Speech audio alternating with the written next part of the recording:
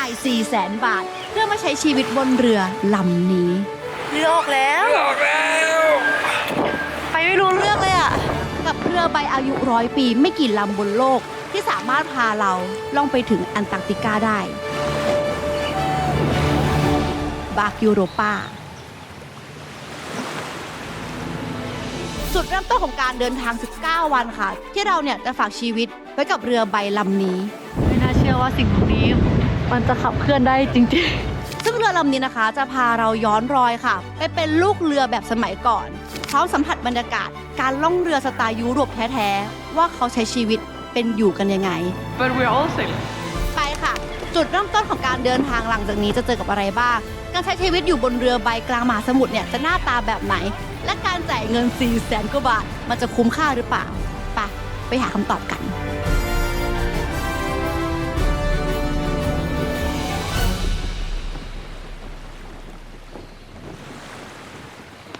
แบ็คแพคเกอร์สู่ลูกเรือล่องเรือใบอายุ100 ปี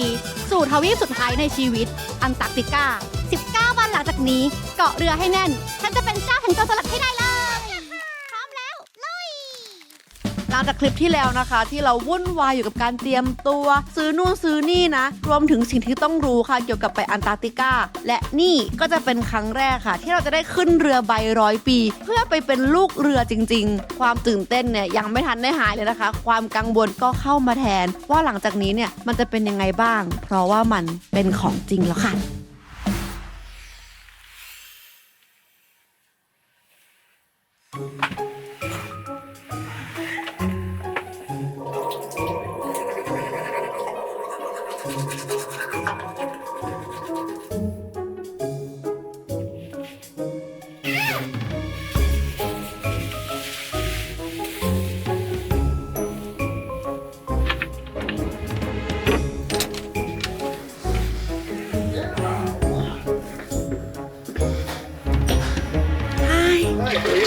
I'm good. How can I get a breakfast here? Okay, thank you.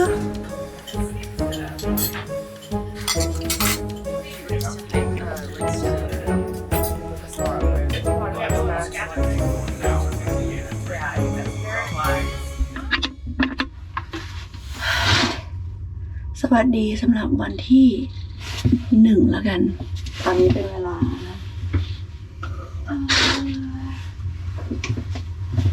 7:13 นาทีนะคะ หลังจากที่เมื่อวานเราขึ้นเรือมานะคะ วันนี้เนี่ยก็เป็นวันแรกแล้วนะที่เราจะเริ่มใช้ชีวิตกันเต็มๆ1 วันนะคะกับการเป็นลูกเรือบนเรือบาร์กยูโรปานะกับเรือใบที่จะพาเราล่องไปยังขั้วโลกใต้นะคะทุกคนซึ่งตอนนี้เนี่ยเรายังอยู่ในเมืองอูโชยานะคะก็คืออยู่ตรงท่าเรืออยู่เพราะว่าเมื่อวานหลังจากที่เราได้ทำการแบบเข้าที่พักอะไรแบบเนี้ยก็มีการสอนต่างๆมากมายที่เราไม่ได้ถ่ายทำเพราะว่า1ก็จะเป็นในเรื่องของความปลอดภัยที่เราก็แบบอยากจะโฟกัสว่าแบบ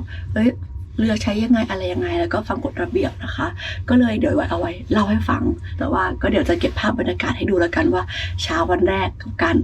เริ่มกลางเรือใบกับการออกเรือไปยังขั้วโลกใต้เนี่ยมันเป็นยังไงก็เริ่มต้นวันแรกแล้วก็เรียนรู้พร้อมกันเพราะว่าตอนเนี้ยไม่รู้อะไรเลยทุกอย่างคือใหม่มากไปค่ะทุกคนตื่นเขากินข้าวกันหมดแล้วเนี่ยคนเราจะมีอยู่2 ประเภทที่เผื่อเวลากับประเภทที่เอาให้พอดีเวลาแน่นอนว่าเราก็ต้องเอาคำว่าพอดีฟังดูสุดยอดไปเลย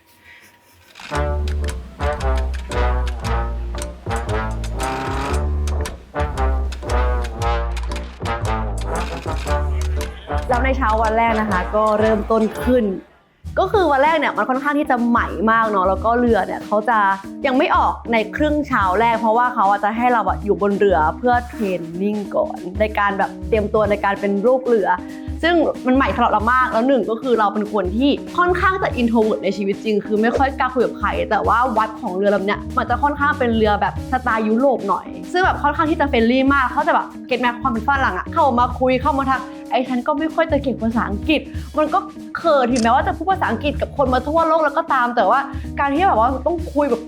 เพราะว่ารู้ว่าไอ้ตาหมอนี่หรือใครสักคนที่อยู่จะคุยกับเราตอนเนี้ยเราต้องอยู่ด้วยกันอีก19 วันอะไรแบบนั้นก็จะแบบมีความแบบฮึบแล้วก็นอกจากนั้นเราก็ค่อยๆปรับตัวไปเรื่อยๆค่อยๆเข้าใจวัฒนธรรมอะไรแบบนี้ที่สำคัญก็คือวันนี้เนี่ยเขาจะมีให้เราตรวจสุขภาพซึ่งอันเนี้ยจะบอกว่าทั้งวันเนี้ยเราไม่สามารถถ่ายทำบล็อกได้ขนาดนั้นเพราะว่า1มันจะเป็นเรื่องของความปลอดภัยที่เขาจะแบบว่าขอความกรุณาไม่ถือมือถือนะเพราะเขาอยากให้เราแบบโฟกัสกับการฟังจริงๆเก็ตป่ะความเป็นยุโรปอ่ะคือ security ความปลอดภัยคือเขามันแน่นหนามากคือแบบแม้กระทั่งจะถือขึ้นมาถ่ายลง IG Story เขาจะบอกขอความกรุณาให้ตั้งใจฟังอะไรแบบนี้แล้วก็ที่สำคัญวันนี้นะคะก็จะเป็นวันที่เขาจะให้เราเทรนนิ่งในการขึ้นกระดงเรือที่ทุกคนจะเห็นเราใน TikTok อยู่แล้วแหละว่าเราไปขึ้นมาสูงๆนั่นน่ะวันนี้แหละก็คือวันวัดว่าคุณจะสามารถขึ้นได้ไหมวิธีการทำของเขาก็คือจะให้เราไปห้อยผลเขาเรียกผลลาวอ่ะ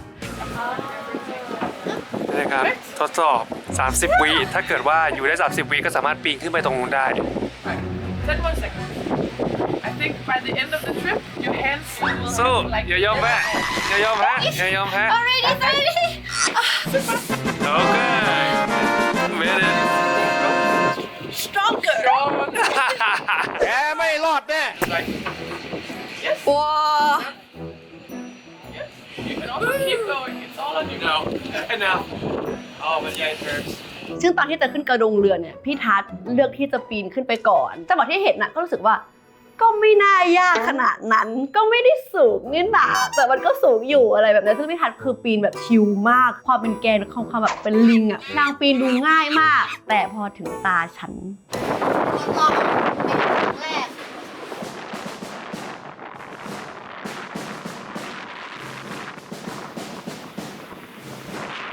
ก็คือเขาจะให้เราแบบว่าผูกเขาเรียกอะไรเกี่ยวนู่นเกี่ยวนี่เนาะแล้วพอมันแบบมันกินครั้งแรกมันก็อยากจะถ่ายคอนเทนต์อยากจะให้ทุกคนได้เห็นอะไรเงี้ยแต่ว่าไม่ได้เขาบอกว่าคือถ้าจะขึ้นแบบหลังจากเนี้ยถ่ายอะไรเขาก็จะมีระบบเซฟตี้ในการห้อยกล้องไม่ให้มันตกอะไรอย่างเงี้ยก็ตามแต่ว่าครั้งแรกเนี่ยอยากให้เราโฟกัสจริงๆอะไรแบบนี้เนาะ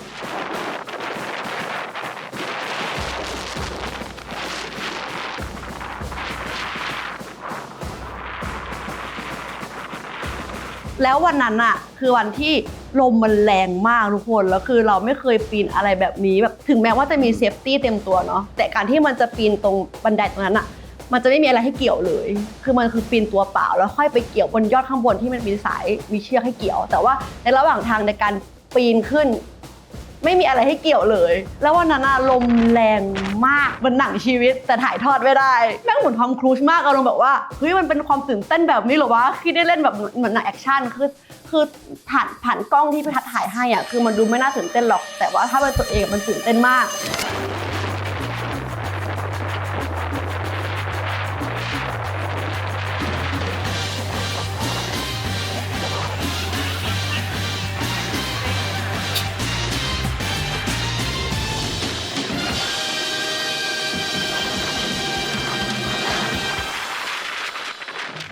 นั่งสิ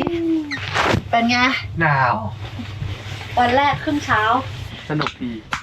ตื่นเต้นกับการ ต้ ปี อง นสระกระโดง จำหลายอย่างมาก เยอะมาก ก็คือเรียนเรื่องเซฟตี้มีแต่เรื่องเซฟตี้ทั้งนั้นเลย โชว์เรืออันนี้อุปกรณ์อะไรยังไง อุปกรณ์ เมื่อวานพาทัวร์ อุปกรณ์เซฟตี้ทั้งหมดที่เขาโชว์แบบว่า ใช่ ตรงนี้นะไฟไหม้ต้องจัดการยังไงดูนี่ ชี้ทุ นั่ ก น จุดอะ ทำให้เห็นเลยว่าแบบเรือที่เขาแบบว่ามันดูภาพแบบผจญภัยดูแบบอุ้ยน่าสนุกจริงๆความปลอดภัยเขาแบบ มันก็มีเซฟตี้ที่ออกแบบมาอย่างดี โคตรจะอย่างดีอ่ะ จริง แล้วก็มีการแจกกลุ่มคือมันต้องผัดเวรกันเนาะ พัดเวร ก็จะได้อยู่กลุ่ม ทำงานบนเรือ ใช่ทำงานบนเรือ มี ก็ 3 สีเป็นสีแดงน้ำเงินขาวเป็นแฟลกของเนเธอร์แลนด์ซึ่งเป็น อ๋อเหรอ สัญชาติของที่นี่ เพิ่งรู้ สัญชาติเรือ ใช่ ลำ ว่ะ นี้ ซึ่งระบบในการเดินเรือเนาะคือเขาจะให้เราทำหน้าที่เป็นลูกเรือใช่ไหมซึ่งเขาจะแบ่งเวรกันก็คือเหมือนเขาจะสุ่มเลยคือเราไม่สามารถเลือกได้ว่าเราจะอยู่ทีมอะไรอะไรเงี้ยแต่ว่ายังไงก็คือเขาก็จะให้เราอยู่กับเพื่อนอยู่แล้วแหละอยู่กับคนที่เรามาด้วยอยู่แล้วอะไรเงี้ยแต่ว่าเราจะอยู่กับใครนั้นก็ต้องมาดูอีกทีหนึ่งซึ่งระบบเรือก็จะเป็นว่าเราจะต้องทำงานทุกเวลาเรือจะต้องเดินทุกเวลา24 ชั่วโมงเรือไม่มีวันหยุดเพราะว่าอะไรเพราะว่าเรือมันคือเรือใบเนาะมันใช้แรงลมและแรงลมมันไม่สามารถคาดเดาได้ว่าไม่มีลมเลยคือมันมีลมดันตลอดเวลาเพราะฉะนั้นมันต้องมีคนรันเรือตลอดเวลาและเขาก็จะพยายามให้เราทุกๆทีมทำงาน ทุกเวลาเช่นกันก็จะมี4ชั่วโมงพัก8แล้วก็ตื่นมา4ชั่วโมงพัก8มันดูแบบชิลนะก็4แล้วก็พัก8ตั้งนานนี่ดูมีเวลาอะไรเงี้ยทุกท่านจะต้องตื่นเหมือนแบบแอร์โฮสเตสอ่ะคือแบบมันไม่มีเวลาที่แบบว่าตื่นนอนแน่นอนบางทีเราต้องตื่นมาตั้งแต่แบบเที่ยงคืนทำงานถึงตี 4ซึ่งมันจะมีช่วงแกปนึงที่เราจะทำแค่2ชั่วโมงแล้วก็พัก4ชั่วโมงด้วยเพราะว่ามันต้องเกี่ยให้เวลามันค่อยๆเลื่อนไปเขาอยากให้เราทำงานทั้งตอนตี 4แล้วทุกเวลาละกันคือมันต้องเกี่ยกันถ้ามันทำอย่างเงี้ยมันก็จะทำเวลาเดิมเพราะจะมีช่วงที่เราแบบทำ2ชั่วโมงเราได้นอนแค่4ชั่วโมงอะไรบางทีต้องตื่นมาแบบตี 4อย่างเงี้ยอะไรเงี้ยมันคือมีความแบบว่าแค่ฟังก็แบบท้อใจคิดว่ามาทำอะไรวันเนี้ยอะไรแบบนี้แต่ก็คือรู้มาก่อนอยู่แล้วแหละว่ามันจะเป็นอย่างนี้ก็เตรียมใจมาแล้วความพิเศษของเรือนี้แน่นอนอยู่แล้วคือเรามาเป็นลูกเรือเนาะแล้วคำว่าลูกเรือตอนแรกไม่คิดว่าแบบว่ามันจะเป็นลูกเรือจริงๆกับทุกคนแต่นี่คือมันคือลูกเรือที่ทำงานจริงๆจังๆเลยแหละคือตั้งแต่ที่เราเข้ามาท่าเรือแล้วเราได้อยู่ในนามคริวถ้าใครได้ดูคลิปก่อนหน้าเนาะก็คือเราได้เรียนรู้ว่าเฮ้ยหน้าที่ของการเข้าเวรนะมีอยู่3ตำแหน่งอธิบายดิตำแหน่งเรือตอนนี้ที่เราเรียนอยู่คือเรื่องอะไรเรียนเรื่องการไม่ไหวบนเช้าการดูเรือการดูเป็นตาเป็นหูให้กับเรือคืออย่างที่บอกว่าเนี่ยคือเรามาเป็นลูกเรือแล้วแบบจริงจังมาก watch out ก็คือดูความปลอดภัยของหน้าเรือว่าหน้าเรือมีหินมีน้ำแข็งมีอะไรบังไหมเหมือนเครื่องไททานิกอะ Iceberg right ahead Thank you ที่อาจจะมีตำแหน่งที่คอยดูแล้วก็ไม่ให้น้ำแข็งแบบชนอะไรแบบนั้นอะคือหน้าที่เราต้องทำอย่างนั้นด้วยซึ่งตำแหน่งที่เรารู้สึกว่าน่าจะยากที่สุดก็คือการบังคับเรือทุกท่านเรือ100 ปีกับฉันคนนี้ที่จะบังคับเรือเขาจะให้เราบังคับจริงๆเหรอคือเลี้ยวซ้ายเลี้ยวขวามันได้จริงๆเหรอนึกว่าเล่นเกมหรือเปล่าอะไรเงี้ยซึ่งเราก็รู้สึกว่าอันนี้น่าจะกดดันที่สุด A lot of people who come here sail on smaller boats where if you turn the helm the ship turns instantly it's not quite the same with a 53-meter steel-keeled sailing boat it reacts quite slowly. So I typically tell people small changes, wait a bit, see how she reacts. Doesn't react properly, more small changes until we get to the point of being able to hit the course. เมื่อกี้เราก็เรียนในการจับพวงมาลัยเรือคืออันนี้คือจะเป็นพวงมาลัยที่ถ้าเราอยู่ในตำแหน่งที่เป็นคนบังคับพวงมาลัยเนาะคือกับมันก็จะดูทิศทางของเรือหน้าที่นั่นก็คือควบคุมไม่ให้แบบว่ายังไงพี่ อธิบายสิก็คือถ้ากัปตันเขาบอกตัวเลขมาปุ๊บตัวเลขนี้ก็จะถูกส่งต่อมาเรื่อยๆมันคือตัวเลขอะไรคือตัวเลของศาทิศทางมันคือองศาที่เราจะต้องไปอ่ะสมมติว่ากัปตันบอกว่า180ที่องศาที่180เราก็ต้องเอามาอยู่ตรงเส้นตรงกลางให้มันมุ่งหน้า180ถูกต้องเราก็พยายามจะบังคับเรือให้องศามันบิดไปบิดมาอยู่ไม่เกิน5องศาแต่เขาก็บอกว่ามันไม่ต้องเป๊ะมากแต่เขาก็พยายามทำคงถ้ามันซ้ายเกินไปแล้วก็บิดกลับมาให้มันขวาซ้ายมันขวาซึ่งความน่าสนใจคือเขาบอกว่าตำแหน่งนี้ห้ามพกมือถือถ้ามีหรือถ้ามีมือถือต้องปิดเครื่องเพราะสัญญาณมันรบกวนเข็มทิศเป็นแม่เหล็กซึ่งทำให้เข็มทิศมันรวนแล้วก็เห็นตรงนั้นไหมอันนั้นก็คือมันก็คือตัวอีกตัวหนึ่งที่เอาไว้เช็คว่าเรือเราบิดกี่องศาอะไรเงี้ยมันก็จะบิดทีหนึ่งเราก็ดูว่าไม่ให้มันเกินไปอ่ะเพราะถ้าเกินไปปุ๊บมันก็จะเป็นเลี้ยวเยอะเกินเลี้ยวเยอะเกินให้หลบเรือมันโค้งเยอะเกินอันที่3คือหน้าที่ที่เหนื่อยที่สุดละแต่เป็นหน้าที่ที่ทุกคนน่าจะตื่นเต้นและอยากทำกันคือดึงเชือกดูงงใช่ไหมแต่มันน่าทำมากคือแบบเห็นภาพมันดูเหมือนในหนังอะที่แบบดึงเชือกกลางเรือบายมันคือการเซลลิ่งเรือเนาะคือบนเรือเนี่ยเขาจะมีคุณหมอบอกเลยว่าไม่ต้องห่วงตบทิปอะมือด้านแน่คือมันได้ดึงแบบทั้งทิปแน่ๆอะไรเงี้ย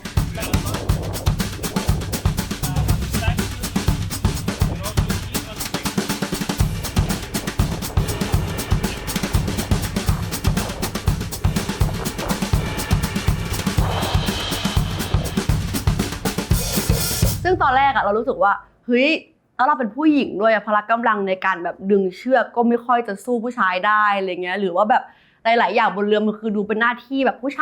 ายมากเก็ตป่ะแต่ถ้าทุกคนสังเกตดีๆลูกเรือประจำอะผู้หญิงหมดเลยมีผู้ชายอยู่2คนจริงๆแล้วรู้สึกว่าเนี่ยแหละคือความเป็นยุโรปอะคือทุกอย่างมันคือเท่าเทียมอะคือจะมีลูกเรือใช่ไหมในการบังคับว่าเฮ้ยดึงสายนี้เก็บสายนั้นดึงอันนี้มาไปนู่นเนี่ย คือผู้หญิงนะเว้ยคือผ้าใบอ่ะมันจะถูกพันอยู่ด้วยเชือกใช่ไหมแล้วต้องมีคนอ่ะไปเอาเชือกนี้ออกมาเพื่อให้ผ้าใบมันกางลงมาเนี่ยหน้าที่นั้นอ่ะผู้หญิงทำก็รู้สึกว่ามันไม่มีข้อแม้แล้วว่าถ้าเราเห็นอย่างเงี้ยคือเราจะบอกว่าเฮ้ยผู้หญิงเป็นตัวถ่วงแน่เลยมันไม่ใช่เพราะเราเห็นตัวอย่างไปแล้วว่าเขาทำได้อะไรก็รู้สึกว่าโอเคมีความมั่นใจเพิ่มขึ้นว่าถ้าเขาทำได้เราก็ต้องทำได้เหมือนกัน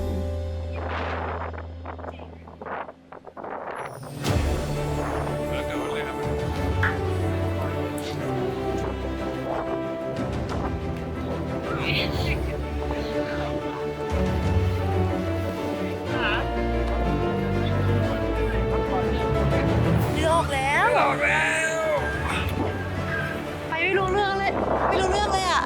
ซึ่งตอนที่เรือลบออกอ่ะเราไม่รู้ด้วยซ้ำว่าเรือออกเพราะมันไม่มีเครื่องยนต์แต่ว่าในจังหวะที่ออกจากท่าเรือเนี่ยมันคือจังหวะที่เขาใช้เซลลิงเลยก็คือการใช้แรงลมในการเดินเรือซึ่งแบบมัน Amazing มากทุกคนมันคือการเดินเรือที่มันเงียบสงบที่สุดในชีวิตที่เคยพบเจอมาบรรยากาศมันเหมือนแบบอธิบายไงเดียวไว้ความเป็นคนยุโรปอ่ะเขาจะแบบ appreciate กับเรื่องราวเล็กๆแบบนี้อารมณ์แบบว่าเขาจะพูดกันว่าวันนี้ฟ้าดีจังเลยเนาะเฮ้ยมันช่างแบบ peaceful จังเลยมันช่างอิสระมันช่างสงบบางคนก็นอนอยู่บนแบบเด็กอะแล้วก็ให้แดดอาบหน้าแล้วก็มองฟ้าคือเขาไม่เล่นมือถือกันอะความเป็นยุโรปอะเขาจะไม่ค่อยติดโซเชียลอะอยู่กับปัจจุบันอะคือเขาไม่แคร์สื่อเลยคือบางทีคือเก็ตป่าวว่าวัฒนธรรมเราเนาะถ้าเรือออกอะทุกคนมาละกล้องจะต้องแบบอยู่หน้าเรืออะมันก็ต้องมีถ่ายบ้างแหละแต่ส่วนมากเขาก็ถ่ายปึ๊กแล้วเขาก็จะ enjoy กับการที่ได้เซลลิงก็เริ่มต้นด้วยอะไรที่แบบว่ารู้สึกสิ่งที่รอคอยอยู่มันจะต้องแบบพิเศษมากกว่านี้แน่ๆอะไรเงี้ยแล้วตอนนี้เรือก็ออกแล้วนะคะ Amazing มากไม่น่าเชื่อว่าสิ่งนี้มันจะขับเคลื่อนได้จริงๆมันดู โคตรเสมันเท่มากเลยคืออยู่ปุ๊บพอเขาถอดสมอถอดอะไรออกเสร็จปุ๊บอะ แค่กลางใบอะ กลางใบแล้วก็บิด เราเลื่อนไปเล แล้ว ย เลื่อนลมก็พาวเลย Amazing มาก สวยมากอะบ๊ายบายเจอกันอีกที 3 อาทิตย์ 19 วัน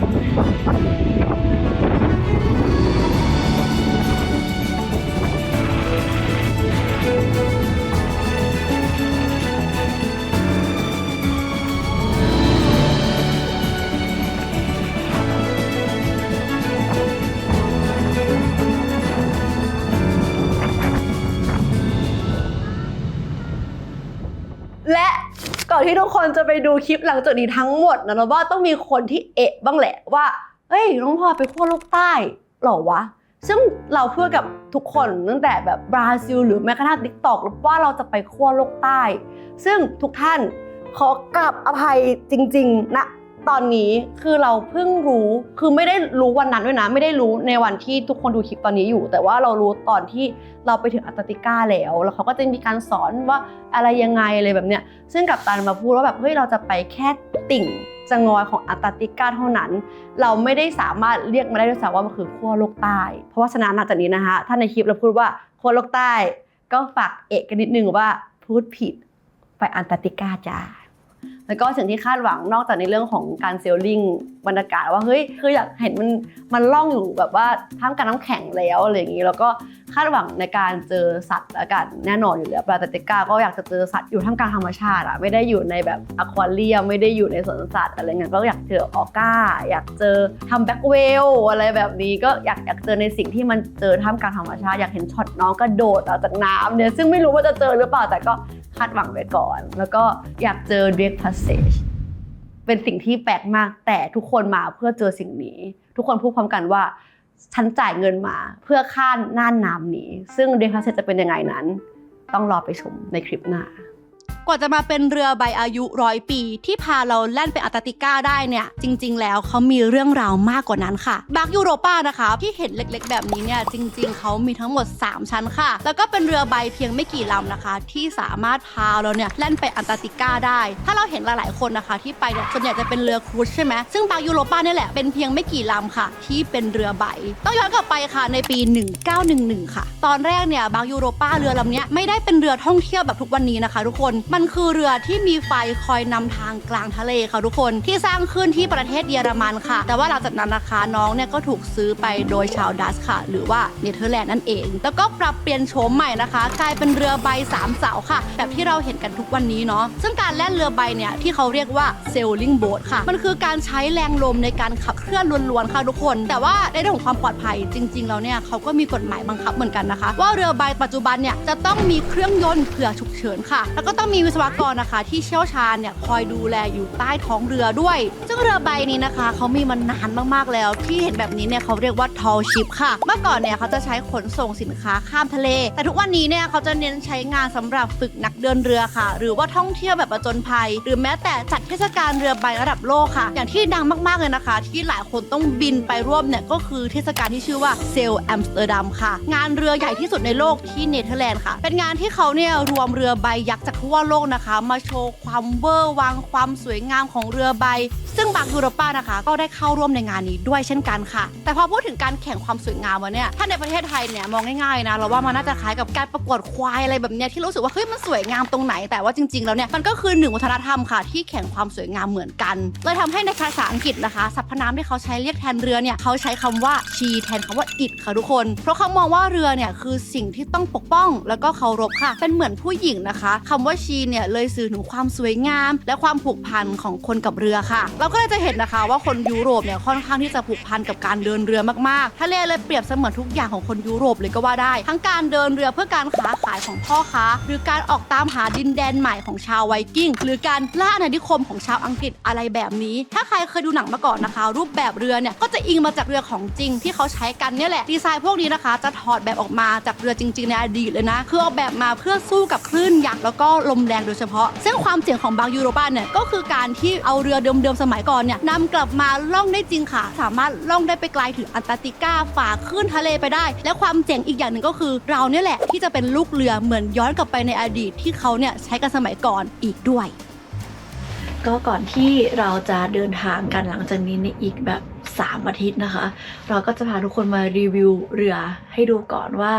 เรือมูลค่า 400,000 บาทที่เราซื้อมาเพื่อมาเป็นลูกเรือใบมันหน้าตาเป็นยังไงและเรือลำนี้มันมีส่วนไหนบ้างเนาะเพราะว่าหลังจากนี้ทุกคนอาจจะได้แบบว่าจินตนาการภาพถูกถ้าเราถ่ายตรงส่วนไหนของเรือทุกคนจะได้รู้ว่าอ๋อเราอยู่ตรงนี้นะทำอะไรยังไงอยู่เนาะไปเริ่มอันนี้ก็จะเป็นหน้าตาห้องของเรานะคะที่เราเปิด GoPro ในโหมด Ultra Wide คือมันก็จะดูกว้างมากๆแต่ว่าของจริงแล้วมันก็จะไม่ได้กว้างขนาดนั้นเดี๋ยวเราจะให้ดูนี่มันก็จะแบบประมาณนี้นะคะก็คือไม่สามารถแบบอันนั้นได้คือ1 คนเดินถ้ามีคนแบบอยู่ตรงนี้เนี่ยก็จะต้องแบบเบียดกันนิดนึงนะคือจริงๆแล้วเรือบางยูโรป้าเนี่ยจะมี2 ราคาก็คือเป็นราคาห้อง private แบบนอน2 คนกับนอนรวมอะไรแบบนี้ก็จะมีทั้งนอนรวม4 เตียงแล้วก็6 เตียงนะคะซึ่งห้องที่เราได้เนี่ยก็จะเป็นห้องแบบ4 เตียงนี่อันนี้ก็จะเป็นของคนอื่นเขาซึ่งของเราก็จะเป็นในส่วนตรงนี้นะคะก็นี่ก็คือจะเป็นเฮ้ยอ้าวอยู่นี่เหรอเนี่ยเราไม่รู้ขอโทษฉันพูดไม่รู้เลยนะเนี่ยไม่แอบนอนเหรออ๋อแล้วเราก็จับไม่รู้ด้วยนะเพราะมันคือผ้าห่มแล้วเราก็แบบหรือคนดูเห็นแล้ววะเมื่อกี้แต่ว่าคนดูจะเห็นแต่เราไม่เห็นพี่แน่เลยตลกวะอันนี้ไม่รู้เหรอเนี่ยไม่รู้นี่ก็เป็นที่นอนของพี่ทัชนะคะแล้วก็ข้างล่างก็คือที่นอนของเราซึ่งความกว้างมันก็นอนได้แบบสบายนะแล้วก็ความพิเศษก็คือด้วยความที่เขาเป็นเรือยุโรปเนาะสัญชาติเนเธอร์แลนด์สิ่งที่ชอบคือความยาวของการวางขาเว้ยมันแบบเหลือที่มากๆเลยนะอันนี้ก็จะเป็นที่นอนของเรานะคะแล้วก็นี่ก็จะมีม่านปิดให้ด้วยนะแล้วก็โคมไฟก็จะเป็นแบบโคมไฟวินเทจมากนี่เห็นปะก็แบบเปิดปิดปึ๊กก็ได้ความเป็นส่วนตัวด้วยนะแล้วก็นี่คือเสื้อผ้าที่เราเอามาวางทั้งหมดนะคะแบบว่าจะได้ปรับเปลี่ยนถุงเท้าอะไรถุงมืออะไรก็อยู่ในนี้ทั้งหมดเลยเพราะว่าอย่างที่บอกว่าเราไม่มีพื้นที่พอเนอะที่จะวางเป้แล้วก็เอาออกเอาเข้าอะไรแบบเนี้ยก็เลยใส่ลิ้นชักซึ่งทุกคนก็ทำแบบนั้นนะซึ่งเราก็ทำมาไว้เพราะว่า3 อาทิตย์เหมือนอยู่ห้องตัวเองเลยเหมือนเป็นลูกเรือจริงๆนะซึ่งสิ่งที่เราเตรียมมาในส่วนตัวของเราเนาะก็จะมีผ้าปิดตาแน่นอนเพราะว่านอนรวมเผื่อแบบใครเปิดไฟปิดไฟหรืออะไรเราจะได้แบบยังไงก็มืดซื้อเอียร์ปลั๊กมาด้วยซึ่งเมื่อวานใช้แล้วแบบ เวิร์กมากคือเพราะว่ามันแบบนอนกันแบบว่าที่เล็กๆใช่ไหมถึงแม้ว่ามันจะเป็นห้อง4 คนก็จริงแต่ว่าเรือลำหนึ่งมันก็แบบมีข้างบนข้างล่างที่คนเดินไปเดินมาอะไรเงี้ยพอใส่ปุ๊บมันก็จะแบบเงียบมากๆนะคะแล้วเราก็หลับเลยคือแบบเวิร์กมากอย่าปัก e-reader นะคะหนังสือโหลดมาเผื่อไว้ประมาณ6-7 เล่มได้อะคือแบบถ้าอ่านเล่มนี้เบื่อก็คือเปลี่ยนเล่มได้แบบไม่เบื่อเลยนะก็ประมาณนี้ที่เราก็วางเอาไว้นะคะแล้วก็มีแบบวีเวอร์กิฟเกิบอะไรเนาะเผื่อแบบอาบน้ำเสร็จนะคะ อันนี้ก็จะเป็นในส่วนของตู้เนาะนอกจากตู้ลินเกะอันนี้นะที่เราเก็บเสื้อผ้าไว้ก็จะเป็นเกะพวกนี้ค่ะ ที่เราก็จะเก็บพวกแบบยางมัดผมกระดาษเอกสารต่างๆ แล้วก็แบบเครื่องสำอางอะไรอย่างนี้แล้วก็มีกระเป๋าอาบน้ำอะไรแบบนี้ก็จะเป็นห้องเก็บได้อีกอันหนึ่งซึ่งถ้าสังเกตเนาะทุกเกะเนี่ยมันจะเป็นการล็อกแบบนี้ปึ้งเอาไว้อย่างนี้ทำให้ประตู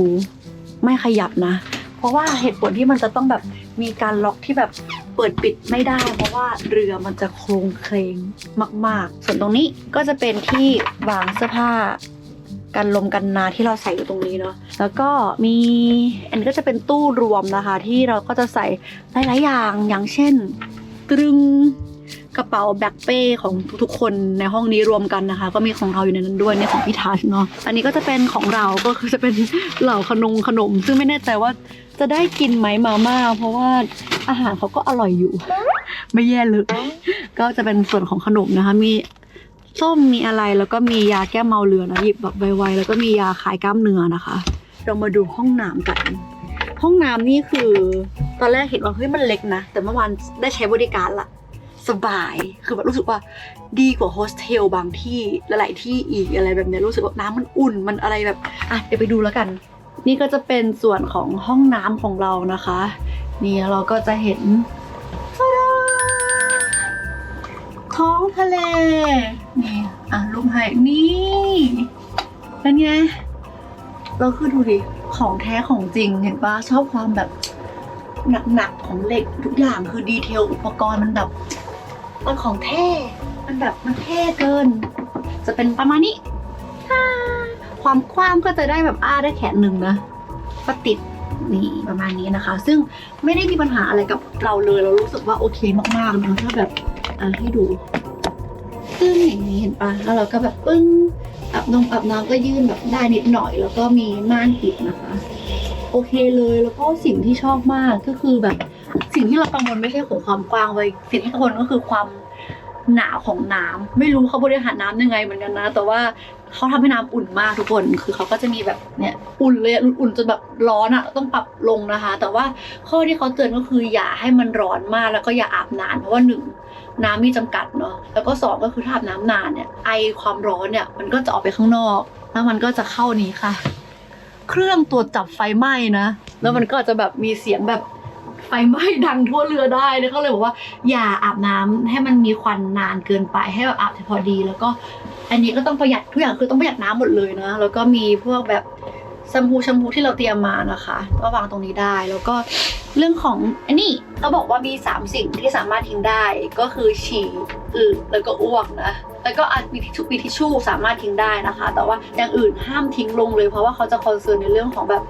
การปล่อยขยะมากๆคือเขาจะเคร่งมากๆเลยนะก็อันนี้ก็จะเป็นห้องน้ำประมาณนี้ซึ่งเราชอบนะรู้สึกว่าโดยรวมแล้วอะสำหรับเรานะมันดูดิบประจนภัยแต่มันเป็นประจนภัยที่สบายเว้ยมันแบบความปลอดภัยการดูแลบริการอาหารอร่อยอะไรเงี้ยคือมันแบบเอาประสบการณ์แล้วก็ไม่ได้รู้สึกว่าไม่รู้อันนี้วันแรกอยู่ไม่ได้รู้สึกเหนื่อยมากแต่ไม่แน่ถ้าเราต้องทำงานจริงๆอาจจะมีเหนื่อยบ้างอะไรเงี้ยแต่ว่ามันก็จะได้รู้กันว่ามันเหนื่อยขนาดไหนแล้วก็ประมาณนี้ก็จะเป็นห้องน้ำของเรานะคะนี่ก็จะเป็นหน้าตาของห้องเรานะคะส่วนเรื่องไฟฟ้าเผื่อใครสงสัยว่าเฮ้ยเราชาร์จไฟได้ไหมมันจะมีไฟฟ้าไหมมีไฟฟ้านะจ๊ะสามารถชาร์จได้แบบสบายใจมากนี่พี่ทัศน์ก็ชาร์จอยู่นะคะเพราะว่าแบงค์อะไรก็ชาร์จกันได้เลยก็ประมาณนี้ค่ะนี่คือหน้าตาของห้องนอนของเราก็เดี๋ยวเราจะพาไปส่วนอื่นกันต่อนะว่าเรือลำนี้มีส่วนอะไรยังไงบ้างไปยาแก้เมากันไว้ก่อน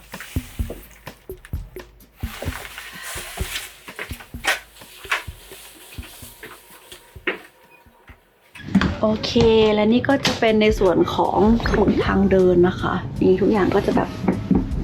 เป็นเสียงแบบกึกกึกกึกกึกประมาณนี้ แล้วก็มีที่จับตลอดเวลาเนาะเพราะว่าเรือก็จะมีความแบบโครงเครงมากๆตรงนี้เขาก็จะมีเหมือนเป็นที่เหน็บบูทให้เราเหน็บบูทเพราะว่าเพื่อให้เข้าไปในห้องแล้วพื้นไม่เปียกแล้วมาตากตรงฮีตเตอร์ได้อะไรแบบนี้เนาะอันนี้ก็จะเป็นที่ตากผ้าได้เหมือนกันนะคะนี่ตรงนี้ก็จะมีเป็นเหมือนแบบกฎข้อห้ามต่างๆ ที่เราสามารถแบบมาอ่านได้ฟิลลิ่งแบบลูกเรือมากนี่อันนี้จะเป็นห้องครัวค่ะนี่ห้องครัวก็จะอยู่ตรงนี้ก็จะเป็นทุกเช้าก็จะมากินข้าวเช้ากันตรงนี้นะแล้วก็นี่ห้องกินข้าวของเราสวยมากเห็นปะมีความแบบคลาสสิกตลอดเวลาดูดีเห็นปะสวยมากชอบมากแบบทุกอย่างแบบดีเทลมันสวยมากซึ่งมันใช้จริงแบบกินข้าวเช้ากันตลอดข้าวเช้ากลางวันเย็นอะไรเงี้ยก็แล้วแต่ทุกคนจะสะดวกนะคะแล้วก็บนโต๊ะนี่ก็จะมีแบบให้เรามานั่งดูว่าเอ้ยเราเจอสัตว์อะไรบ้างเพนกวินมีกี่ชนิดอะไรแบบนี้ก็นั่งสามารถนั่งดูได้น่ารักมากทุกห้องแบบว่าที่ห้องที่นั่งเล่นอะไรแบบเนี้ยก็จะมีแบบสมุดนะคะที่แบบว่าเราก็สามารถแบบหยิบอ่านได้แล้วก็ต้องแบบรักษาแล้วก็นำมาวางที่เดิมเนาะแต่ว่าหนังสือเขาแบบจะเยอะมากเลยนะซึ่งหนังสือแบบดีมากมีหนังสือนิยายแฟนตาซีมีหนังสือแบบ Lonely Planet อะไรแบบเนี้ยก็หยิบได้หมดเลยตรงนู้น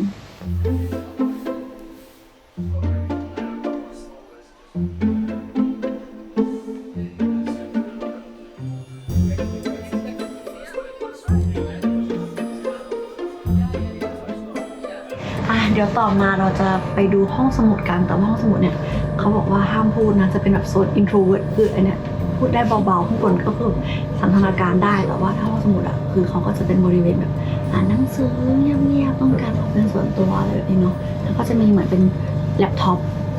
วางไว้ให้นะคะอันนี้คือถึงแม้ว่าบนเรือลำนี้จะไม่มีสัญญาณอินเทอร์เน็ตนะแต่ว่าเขาก็มีแล็ปท็อปให้เผื่อเราอยากจะส่งอีเมลส่งข้อความเขาก็สามารถทำได้นะแต่ว่าก็จะมีค่าใช้จ่ายแบบต่อเมกะไบต์ก็คือ 0.8 เซนต์ต่อเมกะไบต์นะคะทุกคนถ้าใครอยากจะส่งหาที่บ้านหรืออะไรเงี้ยก็สามารถทำได้ก็เดี๋ยวไปดูกันห้องสมุด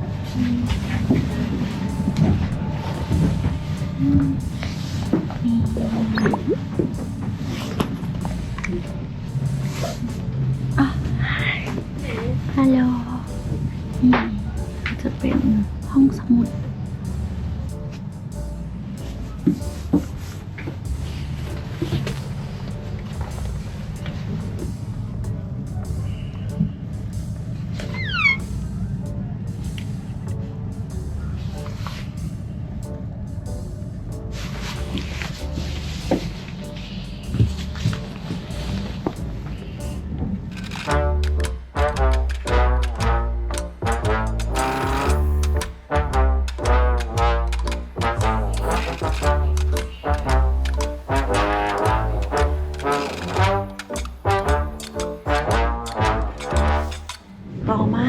ขึ้นมาข้างบนนะคะอีกด้านหนึ่งนะก็จะเป็นเหมือนห้องกินข้าวอีกอันหนึ่งแล้วก็เป็นเหมือนชั้นบนของเรือแล้วข้างนอกก็จะเป็นเหมือนที่เราแบบออกไปเรียนไปแบบว่าทำงานกันนี่ก็จะเป็นห้องกินข้าวแล้วเขาก็จะมีเหมือนแบบว่าตารางแต่ละวันนะว่าวันนี้ทำอะไรบ้างนะซึ่งวันนี้ก็อย่างที่เห็นนะคะเบรคฟาสต์กินข้าว 7 โมงถึง 8 โมงแล้วก็ออกเรือ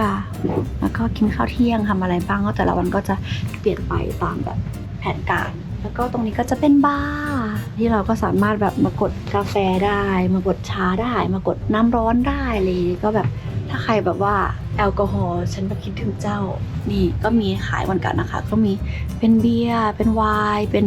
นู่นนี่นั่นนะก็สามารถสั่งซื้อได้เช่นเดียวกันตรงนี้ก็จะมี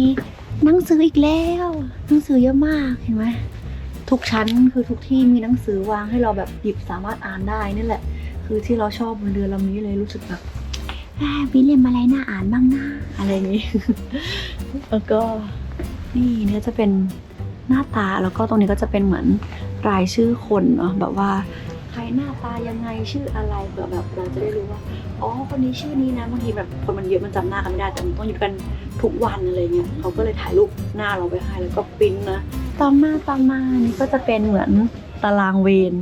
นี่ตรงนี้เห็นปะนี่ก็จะเป็นหน้าตาของเวรของเราที่เขาก็จะแปะเอาไว้ให้ตรงนี้นะ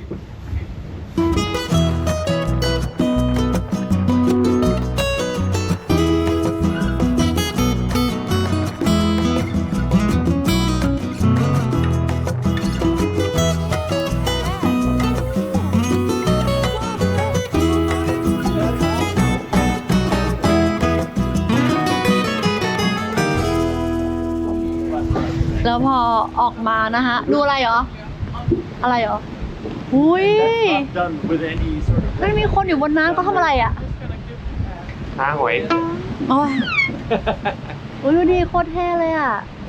ซึ่งตรงนี้นะฮะไหนรีวิวซิส่วนนี้คือส่วนอะไรของเรือ นี่คือส่วนกลางของเรือ เขาเรียกว่า ไประชุม เด็ก เป็น central deck ที่เราจะเห็นฟุตเทจที่เราแบบยืนฟังประชุมว่าแบบวันนี้ต้องทำอะไร1 2 3 4ก็คือบริเวณตรงนี้เนาะ ใช่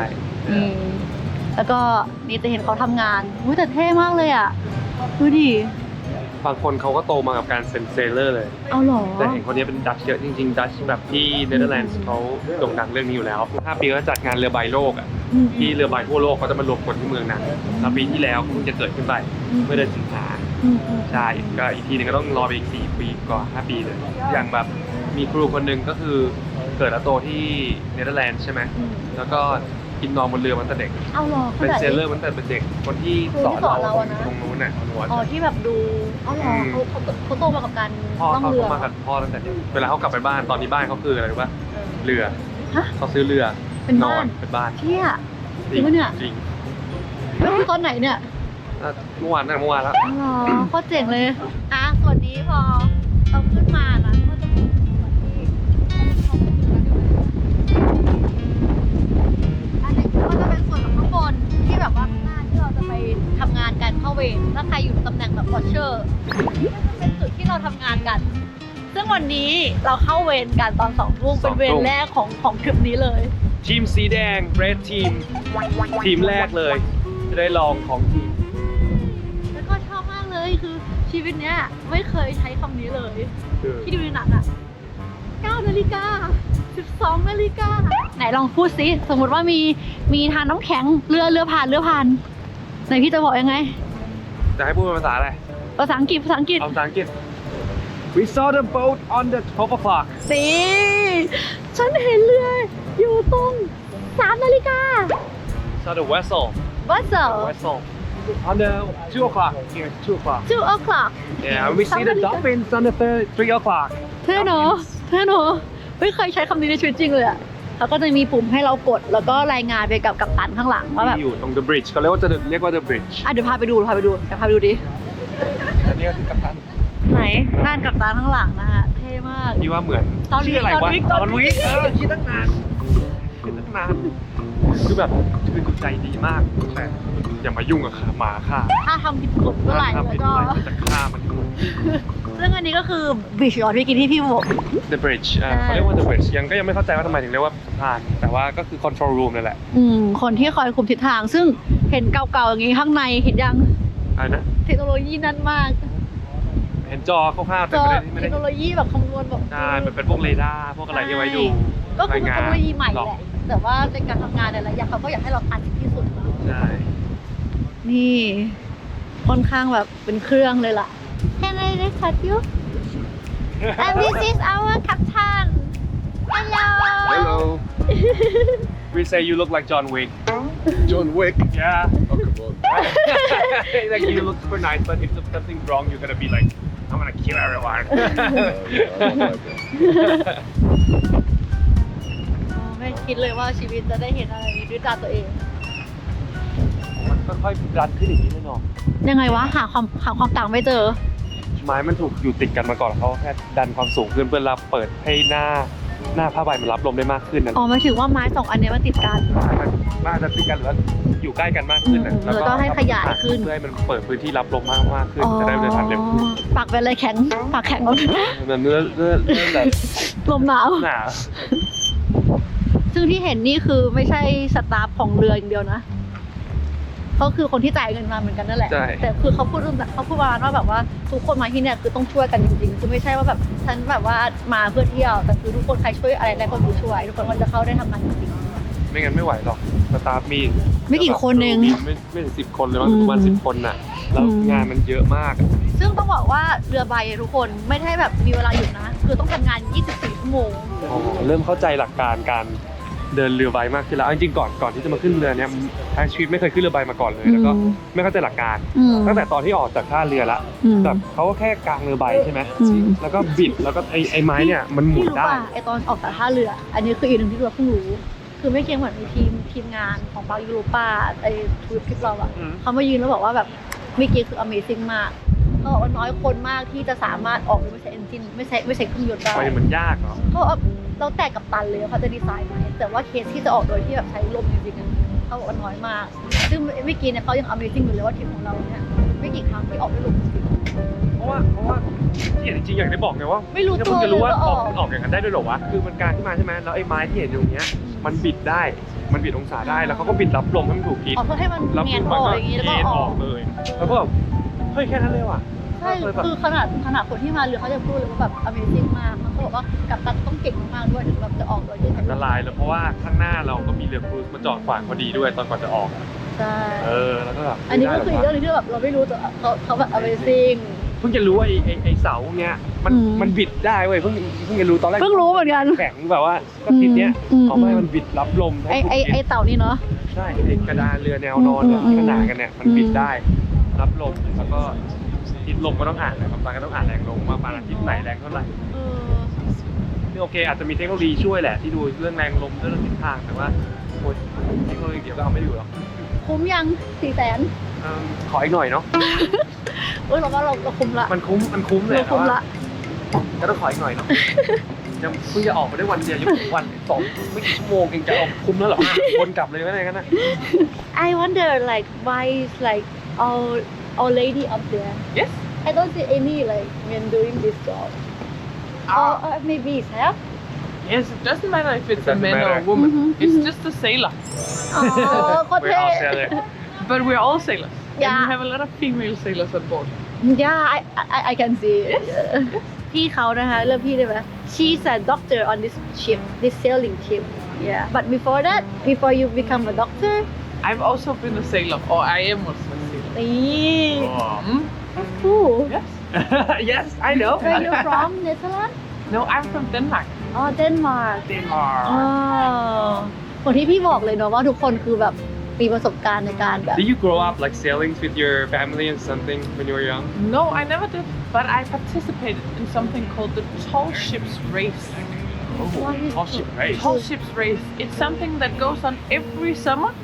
that tries to learn young people how to sail young and- people how to sail and teach young people how to take care of the sailing knowledge and everything. It's like a sport or Yes, it's a race. it's a race, right? So, for instance, Back Europa has also been part of it. So then we have young people between 15 and 25, and then we sail all together in the race. So this year it's from Holland and Denmark and Norway. Then you have a route going around, but it's happening every summer. ว้าวแล้วนั่นก็คือคุณหมอนะคะอย่างที่บอกว่า ที่ตอนนี้ เรือลำนี้กลาย แปล เป็ ง น ร่างกลายเป็น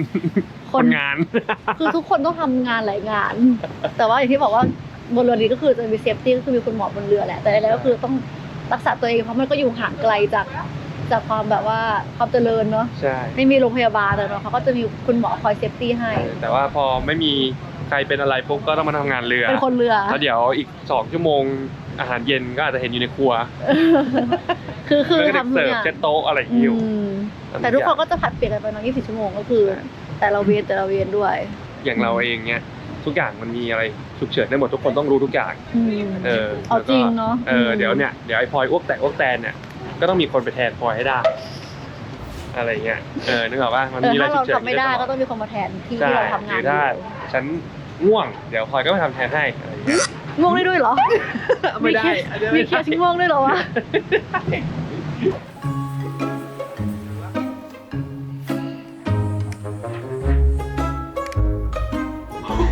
อะไรตื่นเต้นอะไร มีเน็ตเราไม่ได้มีธรรมดา 5G หนูยังไม่เคยเจอเลย 5G เน็ตอันนี้เน็ตอาร์เจหรือเน็ตชิลี เน็ตชิลีแล้ว อุ้ยจริงปะเนี่ย ใช่ มันนี่ให้ดู อย่าบอกนะว่า AIS บอกว่าลงไม่ AIS ยินดีต้อนรับเข้าสู่ชิลีเรียยบร้อย อ๋อนี่คือฝั่งนู้นไง น่าจะ ข้างหลัง ชิลีนะ ข้างหลังฝั่งชิลี ใช่แล้วเน็ตแรงมาก 5G อีพิทัศน์ก็เลยไม่ไปช่วยงาน ไม่ไปละไปละ อีพิทัศน์ก็เลยเข้ามาในนี้ ไปนั่งกด เนี่ยเขาบอกแล้วโซเชียลดีท็อก ความตั้งใจ หลั ข จาก อง วัน คลิป นี้เนี่ย เขาอยากให้เราโซเชียลดีท็อกอีนี่ ดีท็อกอะไรล่ะโซเชียลจ๋าๆตอนนี้ ผิดคอนเซปต์ว่ะที่ใส่ไม่ดี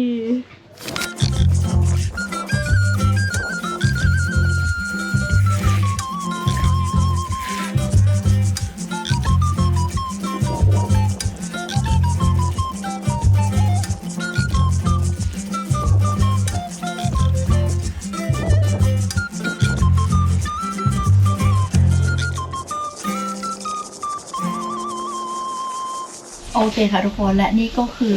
วันแรกของการเดินทางนะคะของการออกเรือจากแผ่นดินใหญ่อย่างเมืองอูซุยาหรือประเทศอาร์เจนตินานะคะ ออกเดินทางไปยังขั้วโลกใต้นะซึ่งคลิปนี้ก็หวังว่าทุกคนจะได้เห็นมุมมองใหม่ๆแล้วกันเพราะว่ามันค่อนข้างที่จะใหม่มากสำหรับเรากับการล่องเรือที่แบบนานขนาดนี้เนาะ19 วันหนึ่งแล้วก็กับการที่ไปขั้วโลกใต้2แล้วก็กับการที่ล่องเรือใบ3แล้วก็กับการที่เราจะได้ไปเป็นลูกเรือ4คือทุกอย่างมันใหม่เยอะมากแล้วก็แบบได้ใช้ชีวิตกับชาวต่างชาติที่แบบมี culture shock เยอะแยะพอสมควรมากมายก็รู้สึกตื่นเต้นพอสมควรนะประมาณนี้ค่ะคลิปนี้เพราะว่าเดี๋ยวหลังจากนี้นะคะ2 ทุ่มอย่างที่บอกนะว่าเราจะมีไปเข้าเวรแลกกันของทริปนี้นะเราก็เลยคิดว่าจะต้องแบบเก็บแรงไว้หน่อยเพราะว่าไม่รู้ว่าเขาจะแบบให้เราทำงานแบบจริงจังใน4 ชั่วโมงแล้วนะมันคือ2 ทุ่มถึงเที่ยงคืนนะทุกคนไม่รู้มันจะหนาวไหมมันจะต้องทำแบบว่าอะไรยังไงบ้างเพราะเราก็แบบยังมองภาพไม่ออกเหมือนกันก็เลยคิดว่าหลังจากนี้อาจจะต้องโฟกัสในการแบบเรียนรู้ไปก่อนแล้วก็เดี๋ยวยังไงเราค่อยจะมาพาทุกคนเดินทางไปด้วยกันในคลิปหน้านะคะว่าการได้มาลองเป็นลูกเรือบนเรือใบลำนี้และการเป็นลูกเรือที่จะล่องไปขั้วโลกใต้ที่ต้องผ่านน่านน้ำอย่างเดรกพาสซาจนะมันจะเป็นยังไงที่เขาบอกว่าอันตรายมากๆที่สุดแห่งหนึ่งของโลกนะคะที่แบบคลื่นมันจะสูงมากๆเนาะก็ฝากทุกคนติดตามกันด้วยแต่สำหรับเราแค่นี้ก็ถือว่าคุ้มมากๆแล้วก็คุ้มมากๆที่ได้แชร์ประสบการณ์นี้เนาะที่ไม่ได้แบบว่าจ่ายเงินแล้วก็เจอแล้วก็เก็บไว้คนเดียวรู้สึกว่าคุ้มละที่ได้มาทำสิ่งนี้ให้ทุกคนได้ดูเพราะว่าอยากพาทุกคนเดินทางไปด้วยกันในทริปนี้เพราะมันค่อนข้างที่จะมายากด้วยแล้วก็ค่าใช้จ่ายสูงอะไรอย่างนี้แล้วก็หวังว่าทุกคนที่ดูคลิปนี้จะได้เห็นอะไรใหม่ๆเนาะกับโลกใบนี้แล้วก็การเดินทางที่แบบว่าไม่ใช่แค่นั่งเรือสำราญหรือว่าเดินทางธรรมดาแต่นี่คือการนั่งเรือใบแล้วไปเป็นลูกเรือเนาะก็สนุกดีก็ดีใจก็หวังว่าทุกคนจะสนุกไปด้วยกันในคลิปนี้นะคะแล้วก็คลิปหน้าด้วยก็ฝากทุกคนติดตามกับการเป็นลูกเรือของฉันในครั้งแรกในชีวิตแล้วก็พี่ทัชด้วยนะคะโอเคคลิปนี้ก็ประมาณนี้ค่ะแล้วเจอกันใหม่คลิปหน้า